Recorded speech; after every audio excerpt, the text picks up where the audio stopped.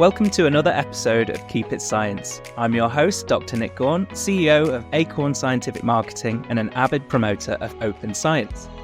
This time I'm joined by two experts in everything open science, Dr Heidi Seibold, Open and Reproducible Science Centre trainer and consultant, founder of the Digital Research Academy and organiser of an open science retreat. Alongside her, Dr Natalie Whitehead, co-founder of the Exeter Science Centre and dedicated to advancing the education of the public in the sciences. Thank you both for joining me. To start off, I thought we could maybe share a little bit about your unique paths in science and how you've ended up where you've ended up. So Heidi, can we start with you? Yeah, thank you. Thanks for having me here. My unique path in science, I guess it started because I became a researcher. I did my PhD and then I did a couple of different postdoc positions. My background is in data science. I'm a statistician by training, and I did research somewhere in between data science and medical research. So I developed new methods for machine learning methods for medical research. And already during my PhD, I noticed that I really like to improve the way we do science and figure out how I can make my science more reproducible, more open, more reusable for others. And that was really something exciting to me. And then, I went through my academic career and eventually I ended up in a quite prestigious position as a junior group leader and noticed that this wasn't the career that I wanted to have after all, because I didn't want to do research myself anymore, but rather help other people improve the way they do their research, because there's so much bad research out there. And I just wanted to make an impact and improve the way we do research. And so I quit. And now I'm self-employed and my job is to help other people do research. That's so interesting to hear, Heidi. And yeah, thank you both so much for having me here. So my route was kind of similar in a way in that I did a PhD and I was kind of a little bit disenchanted with the way that academia was working, or at least, rather I just found it wasn't quite for me. But my route, I suppose, to where I am now, I always start off by saying that I had a past life as an engineer. I spent 3 years after my A-levels. So they're kind of, when you're about 16 to 18. After that, I went into engineering. So I did a 3-year degree, part-time degree in building services engineering, which is a very specific branch of engineering, all about kind of heating, ventilation, hot water, and generally low energy building design. I did that for 3 years whilst working as an engineer, a trainee engineer. Then I decided that actually that wasn't for me. Before the fees rose in the UK to study as an undergraduate, I decided to change over from engineering to physics. So I moved to Exeter. I went to the university there. I did a 4-year MPhys in physics. And then I stuck around. I wasn't done. I really wanted to do research. I wanted to keep learning. So I did a PhD in magnetic materials, spin waves. So basically I was trying to send waves through magnets, theoretically, I have to add, not any experiments. And throughout that whole time, I was doing a lot of outreach. I was doing public talks, school workshops, and basically trying to connect the public with research level science, because I was really passionate about that, how getting people to understand what goes on at a university. So yeah, that's kind of how I ended up doing what I'm doing now. Towards the end of the PhD, I was thinking, there's got to be some kind of opportunity that arises. Am I going to go and work for a company doing something about global issues? That was really my passion, actually. In the end, I want to do something that I can somehow help change the world with, because, seeing about climate change and all these other global issues that are going on that have a root in science. The opportunity didn't really arise until I kind of decided, well, I've kind of got to make my own opportunities here. So I kind of I was very lucky to be working with my now co-founder, Dr. Alice Mills, doing outreach activities, and we basically decided we've got to make a science centre in Exeter. There's just no access to research level science in Exeter, despite the amazing world leading research here and in the region. So we're trying to fill the gap in the region. So that's kind of my slightly winding path to how I ended up being kind of co-founding a science centre here in Exeter. Wonderful. Yeah, I think there's so many people that get to the same stage that you said, Natalie, where you're towards the end of your PhD and you're thinking some opportunity has got to arise, but instead of it arising, you've got to do it yourself. So yeah, you took that initiative, and that's really, really cool. And Exeter Science Centre will share all of these links and everything afterwards, so that we can promote the great work that both you and Heidi are doing. It's really interesting to hear like how many people who have such interesting jobs, they just like took it upon themselves. And like, I mean, this is like, these are winding paths, right? So it's really crazy to me always to hear how cool jobs are that people just make up for themselves, or where they end up based on just like, yeah, I don't want to do like the normal thing anymore. Yeah. Going at, breaking the mold. And on a previous podcast, when we've spoken to some founders of spin outs and things like that, they wanted to be mavericks. They wanted to, break the mold and do that. And I think if we're a nation, if we're a world of people that do that in science, then it's a better place, isn't it? Yeah. So to start off, then, Heidi, I'd really like to talk to you about some elements of your career so far. So as an expert in the field, could you sort of maybe explain the core principles of open science as we know it, and why it's gaining momentum within the scientific community over the past few years? Yes, sure. So to start off with, there is no like one unified understanding what open science is. Different people have different opinions of what open science means. The way I define open science is a shift in science from like the ivory tower to more of collaborative, transparent, and trustworthy research community. So we, rather than an I, and a focus on quality rather than on quantity, and on knowledge sharing rather than hoarding information in your lab and keeping it to yourself. Yeah, absolutely. I think, that last point, the hoarding of information, I think there's so much of that. And, that this is why I think quite a few people are disenchanted with academia at times, because all of that information is held in. And, sometimes, well, I'm not speaking about every single group, but there's definitely a lot of that going around, isn't there?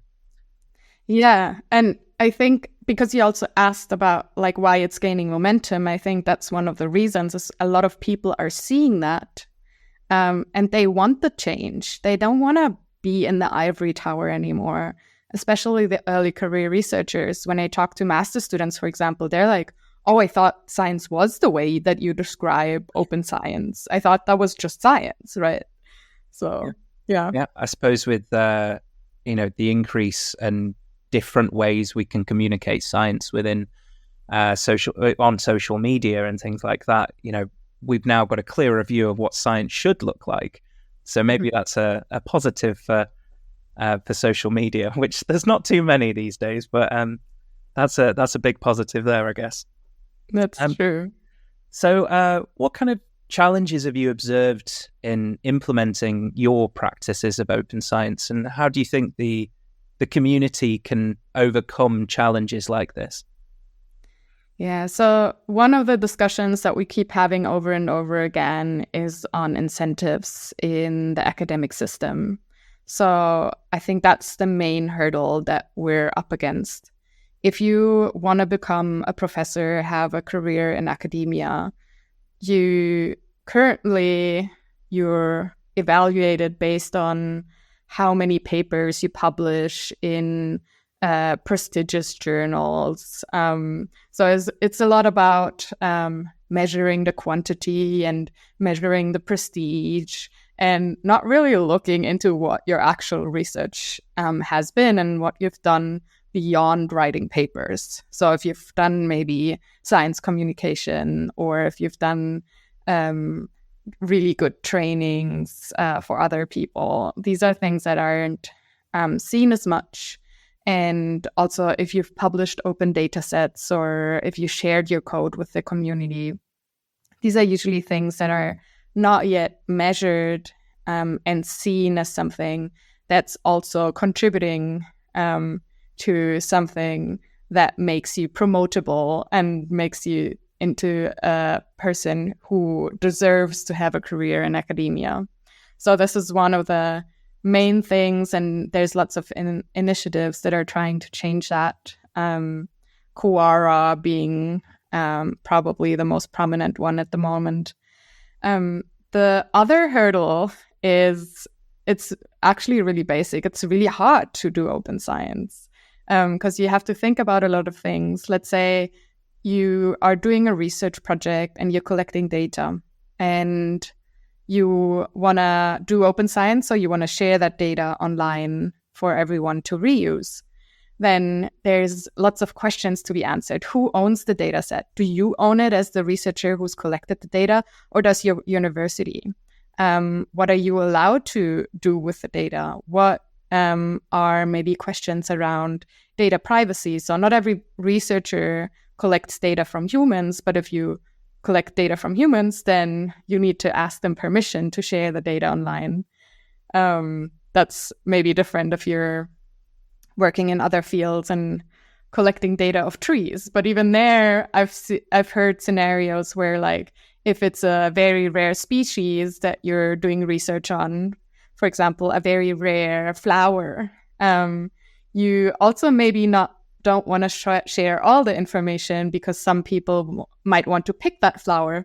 But that's actually not what you want because it's a very rare flower already. So there's all these things that you need to think about. So that's just one example of like how and why open science is so hard. And there's very little, support, or has been at least little support on doing better science, on doing open science for early career researchers, but also for more senior researchers who don't have the experience yet in practicing open science. So I think incentives and just the fact that it's hard are the main things, and many other things as well. But my experience is that these are the hardest parts. Yeah. Do you think it's actually been made harder in the past 10 years? Are we creating way more red tape to cut through, who owns this data? Is it owned by the researcher, the university, like you said? Yeah, that's a good question. So I think in general, it's getting easier because people are more tech savvy, right? We know how the internet works already. And 10 years ago, maybe then also, but I mean, there were times where the internet was like something obscure and people really didn't know how to use it. And the fact that papers are now available on the internet, that's in the history of science in total, a very recent development, right? So it used to be okay that they were printed and you had to pay for it because there were printing costs. And nowadays, this is not as much the case anymore because you're reading the paper online or on your computer anyhow. So some hurdles have gone down. Obviously, other hurdles are there. And yeah, I think it also depends a little bit on the infrastructure you have at your university and the support that you get. But some questions are just inherently hard. And I don't think, or I don't know whether that has been easier or harder in the past. I guess I'm a little too young for that to be able to say that.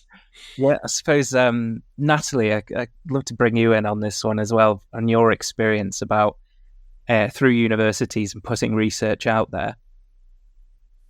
Yeah, absolutely. Well, it's it's interesting. So I'm now seeing it from the other side. So I've been an academic, or trying to be an academic as a PhD student, and seeing the way that science was kind of put out there. I suppose in a similar way, I suppose, to Heidi, I really wanted to make that very transparent and very, so my thesis has loads of appendices in there where I've literally got all of my derivations, because I thought, well, it's going to save somebody else time in future. I'd like that to be out there. But so many people don't do that. And I don't know if it's just because it takes so much time, or, then maybe in a way they kind of don't want it to be open to scrutiny. I was a bit nervous in a way, putting everything out there in case someone says, hold on a minute, this is, rubbish. You've made a big mistake here or something. So it's really tricky from, as a researcher, I suppose, being open, but at the same time, it's so important to not hinder progress. But then on the other side, the huge benefits of it for the public, for the understanding of science, I suppose we'll get to. But yeah, it's just crucially important, but still quite hard to implement. There's potentially another point in there as well. One thing that I was thinking of whilst you were speaking, Natalie, was the fact that if you do some research, say, and it doesn't particularly work very well, nobody publishes that. So then later down the line, someone will do the same thing. They'll get the same wrong result, and they won't publish it either. So we need to potentially be publishing all of our mistakes as well as our victories, so that we can be open about the facts that things aren't working this way. Absolutely. Yeah, there was a really nice series actually that they did at the university where we had it was all of academics would step forward and they would have a talk about everything that went wrong, saying, I want to be open about this, because it's not only from a kind of, making sure it's clear for the students, you can get things wrong and you should be open about it. But yeah, being open about mistakes in science that are made, or things that didn't work out how you planned them to be, because this quest for perfection, I suppose, is where we end up getting funneled into a strange world where only the most kind of desirable and likely outcomes, are going to be funded, and that's scary, because we need to be funding things where we're speculative. We don't know the outcome. It might go wrong. It might not lead to anything, but that's where all the best things can come from. Yeah, some wonderful points there, Natalie. So Heidi, in your experience so far, how has the movement of open science, and I say it's a movement because I guess it's relatively recent, that we're pushing open science. How do you think it's sort of contributed to the democratization of knowledge and the involvement of citizens in scientific endeavors? Yeah, good question. So for the democratization, I would say, first of all, if something is locked away, then how can anyone benefit, right? If it's locked away, if it's just available for you and your lab, then nobody can even know whether you're doing cool research, whether it's good, whether they can build upon it or should build upon it, even within the academic system and other researchers. But then if we take it a step further and say, okay, open science doesn't only mean we're open towards other researchers, but we're also open to the public, then it's a democratization in the sense of we can actually use it to make decisions in our real life. And let's say, for example, someone has a disease, right? I'm suffering from migraine, and I want to know more about the current research, and maybe if they found out yet what causes it, and if there's any new drugs that are being developed. These are things that I can only look at if science is open to the public. And then we can go a step even further and involve citizens and say, okay, we're doing research, and we're now asking everyone who has, I don't know, migraines, let's stick to the example, whether they have any knowledge that they would like to share, any insights, how they learned how to cope with it, maybe what are their strategies, things like that. We could also, in other fields, we do stuff like we incorporate citizens as researchers in a way. So there's these apps where you can go and take a picture of plants or animals, and then the app will use that for researchers who then can understand better where certain species live, or how many of the species are around still. So yeah, that's like how far we can go in terms of incorporating and allowing citizens to be a part of science, because science doesn't need to always be done by researchers who have a master's degree and a PhD. And, you know, there's lots of different tasks to be done and conversations to be had. And it doesn't always need to be a researcher. Science doesn't need to be done by scientists all the time. It can be done for everyone. It is accessible. It is for everyone. Yeah, nail on the head. So Natalie, we sort of talked about Heidi's definition of open science and the fact that there's no two similar definitions, I guess. Could you sort of define what it means in the context of what you do at Exeter Science Centre and what it's meant to you, you know, throughout your career so far? Absolutely. I mean, I think I really completely agree with that, with what Heidi's said so far, you know, in terms of it not just being open in terms of being clear about the science that's done and the process of that to other scientists, to other researchers, but also being clear with the public. So from my perspective, you know, now being on the other side of research and kind of helping researchers to engage the public with their research, and also for us to help the public engage with research. It's basically having that science clear, accessible, and something that the public can participate in meaningfully as well. So that's how I define it, you know, as being open. It's accessible, it's understandable, and it's transparent. Yes, the meaningful part. You emphasize that. What do you mean by it sort of having to be meaningful? Sure. So yeah, we use this quite a lot, you know, at the moment, and I suppose it wouldn't have meant all that much to me actually as a PhD student. It's rather, you know, so a lot of people, when they think of doing public engagement with research, which I see as a really important part of making science open. And so for scientific research, we want the public to understand what's going on there. A lot of traditional methods of public engagement really are quite one way. They're quite disseminatory. So this is the work I'm doing. This is, you know, you should know about it. Here it is. That's really kind of, you know, old school.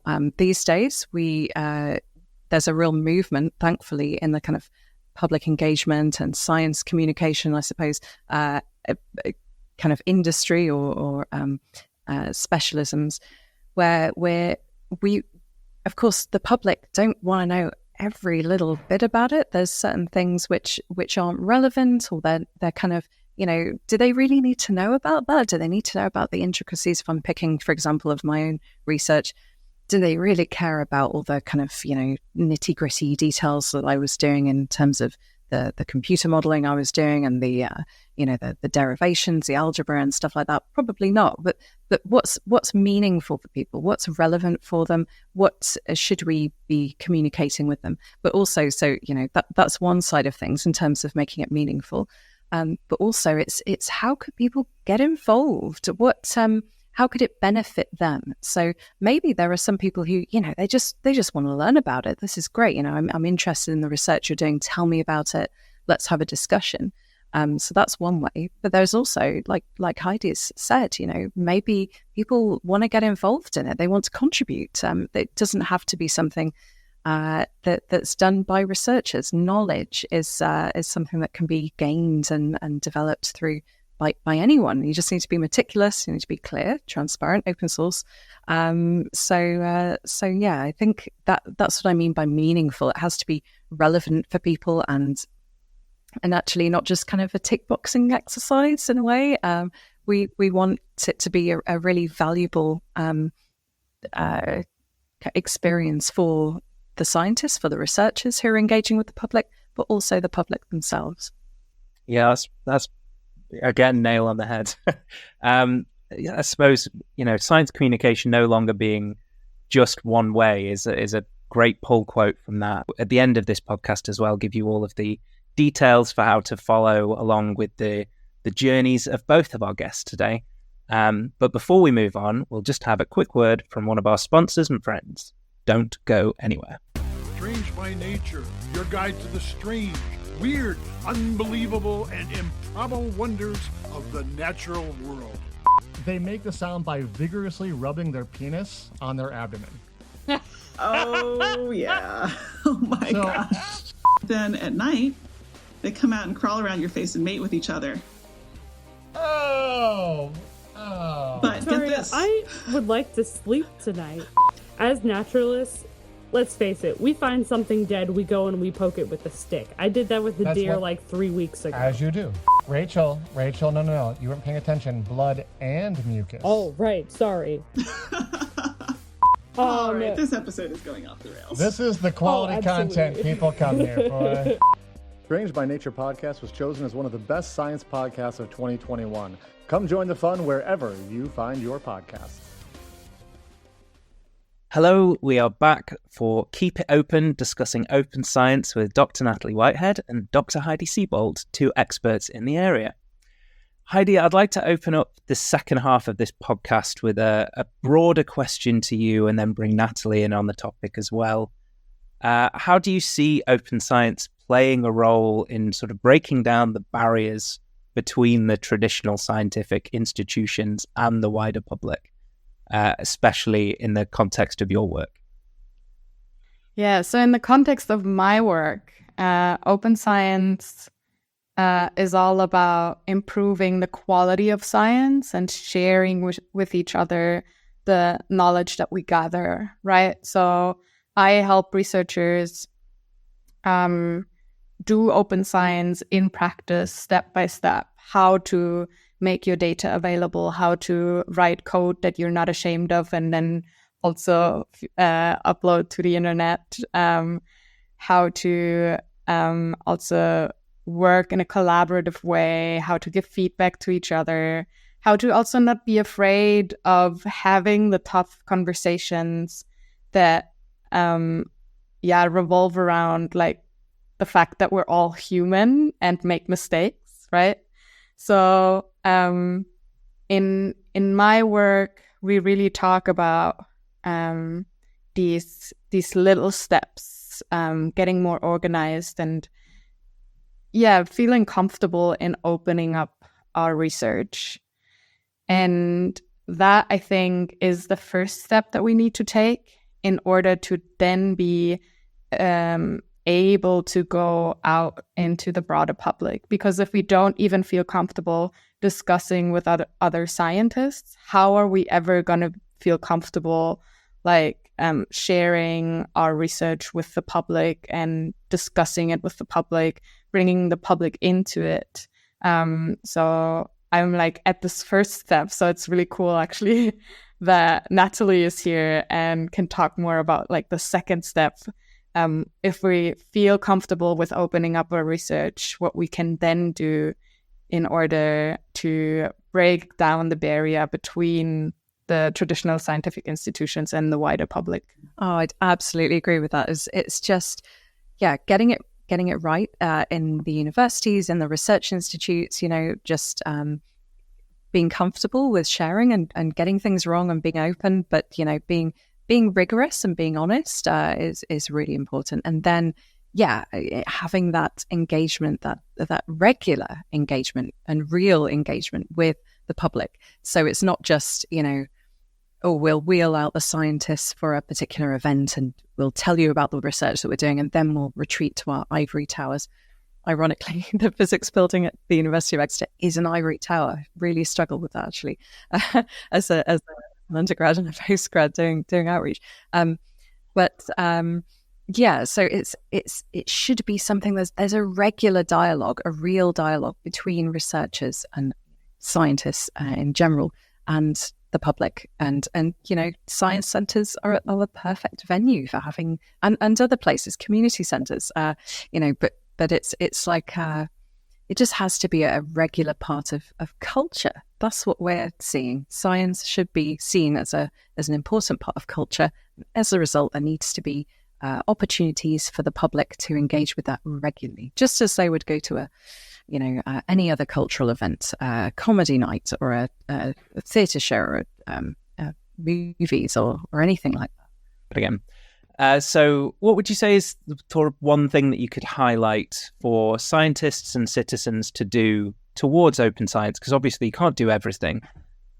So just that one thing. Yeah, I think that's a very good question, especially saying like, obviously we can't do all do everything, right? So if you're a researcher and you want to do open science, you might feel a little bit overwhelmed from the discussion that we had today, because you feel like, okay, now I do need to do open data, open code, open everything, and then even go to the public and involve citizens. And that might feel overwhelming, and it would be, I think, if you would try to do everything all at once.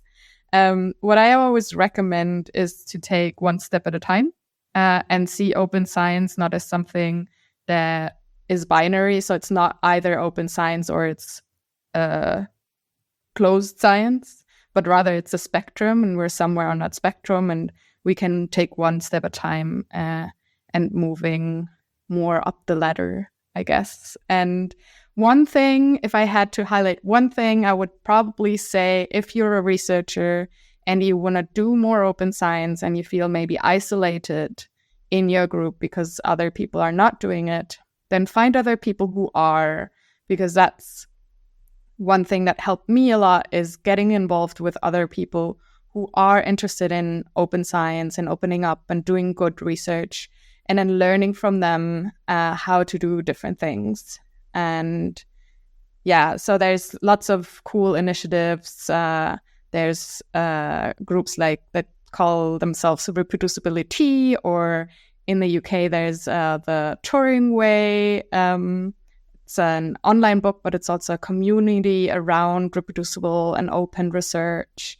There's all kinds of cool groups and initiatives, and find someone who has a same feeling of what science should be, of open science, and then find the group that you feel comfortable with and learn from each other. That's, I guess, if I had to highlight one thing, that would be it. And I mean, that's what I'm doing continuously as I grow in my own life and career, as I always try to find a community that does similar things, or if it doesn't exist, then I started, which is why we started the Digital Research Academy, which is now like a trainer community that revolves around the topic of open science. From our perspective as kind of a science engagement organization, I would suggest, just if you're interested in engaging the public with your research, which I hope in some way we all are, in some manner, I would say the one thing that you could do is just reaching out to your local science centre.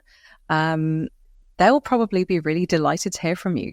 Have a chat with them. Say, this is the work I'm doing. How can I involve the public with that? They might have suggestions. They might have projects that you can get involved in. They might have, they might have a volunteer program. In a way, not everybody can say, the research that I'm doing is that the public really wants to know all about this. Sometimes it is a little bit distant, or it's difficult to describe the kind of direct societal impacts of the work that you're doing. Not that it isn't valuable, it's just that, the public don't necessarily, be hard to get them really interested in it. Okay, fine. But there might be some fundamentals of the work that you're doing which are useful, which are interesting, for the public. So it could be, for example, imagine you're doing some very complex area of theoretical physics, that people are interested in some of the fundamental principles behind that, and through volunteering potentially with science communication organizations, through science centers, that's a way of getting into the world where you can start to talk to people about the work that you're doing. And then maybe you might find, actually, by having those conversations with the public or with other kind of people who are interested in science, such as the people working at the science centers, you might realize, hey, actually, this could be quite interesting for my research direction, or I could look at a collaborative project, or I could look at doing something, some kind of educational program that enables people to engage with this more fully. I don't know. So I would say the one thing to do if you're interested in this area is just have that conversation. Reach out to your local science centre, wherever they are, and see where it goes. Wonderful. And any final thoughts from you, Heidi, on or advice to our listeners who are interested in supporting or getting involved with open science? Yeah. Oh, one. I've got so many thoughts. So I think if you're interested in open science, check out what's going on social media with like hashtag open science. I think that's one really good way of like seeing who works in that field and does what things. I'm regularly posting on social media about my own open science journey and the things that we do with the Digital Research Academy. I also have a newsletter where I share about open science, about quality research. That's more for a target audience of researchers. So if you're a researcher, then that might be for you. But in general, just see what other people are doing in this open science field. Particularly social media is really good actually to get into open science and learn about what's going on right now. So for example, in the US, there was the Year of Open Science last year, and there's lots of things that came out of it, and there's going to be a culminating conference soon. So that's like one thing that you might see in the upcoming weeks. So thank you, Natalie and Heidi, for joining us on Keep It Science for Keep It Open. It's been a really enlightening discussion about the importance of open science in both science centres and the broader scientific community. Our next episode will be Keep It Accessible, where we'll talk about careers and challenges in scientific communication and much, much more. If you'd like to be involved or have any questions for us or future guests, please contact us on the platform formerly known as Twitter or LinkedIn at Keep It Science. Or you can email us at keepitscience@gmail.com. Finally, you can listen to more from us on Google, Spotify, Apple, YouTube, or wherever you're listening to this right now. Thanks for listening, and see you next time. Thank you, guys. This was fun. Yeah, it's so interesting, Heidi, to hear about what you're doing. And it's just, it's great. I'm going to follow you on Twitter now. Same.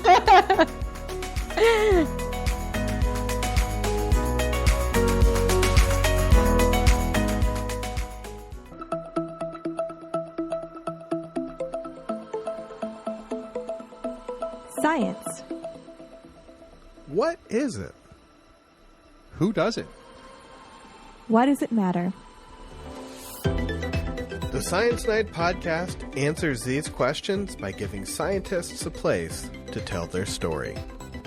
We also highlight science news and discoveries that will have you asking, My God, what have I done? What weird thing are we going to talk about this week that involves a frog? They made an organic robot?